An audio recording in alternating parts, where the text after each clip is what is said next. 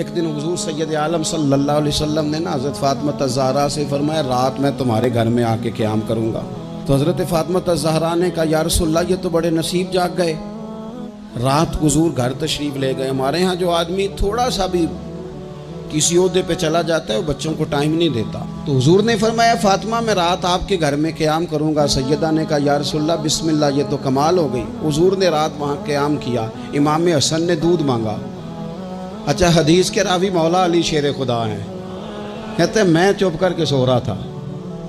میں نے سائیڈ پہ چادر اوڑھی اور میں آرام کر رہا تھا. امام حسن نے دودھ مانگا. سیدہ فاطمہ اٹھنے لگیں تو فرمایا نہیں فاطمہ آج میرے ساتھ سوئے ہیں دودھ بھی میں ہی پلاؤں گا. حضور اٹھے بکری کا دودھ دھویا پھر اسے برتن میں ڈالا. ابھی حضور امام حسن کو دینے لگے تھے کہ امام حسین نے بھی مانگ لیا. تو حضور نے فرمایا نہیں بھائی پہلے حسن کو ملے گا. تو حضرت فاطمہ رضی اللہ تعالیٰ عنہ عرض کرنے لگی یا رسول اللہ لگتا ہے حسن سے زیادہ پیار ہے. فرمایا نہیں فاطمہ پیارے دونوں ہی بڑے ہیں پر مانگا پہلے حسن نے ہے نا. مانگا پہلے حسن میں. پھر حضور فرمانے لگے حضرت علی فرماتے ہیں کہتے ہیں حضور فرمانے لگے فاطمہ تو بھی میں بھی حسن بھی حسین بھی اور یہ جو سو رہا ہے. کہتے ہیں میں تو چادر اوڑھی ہوئی تھی نا.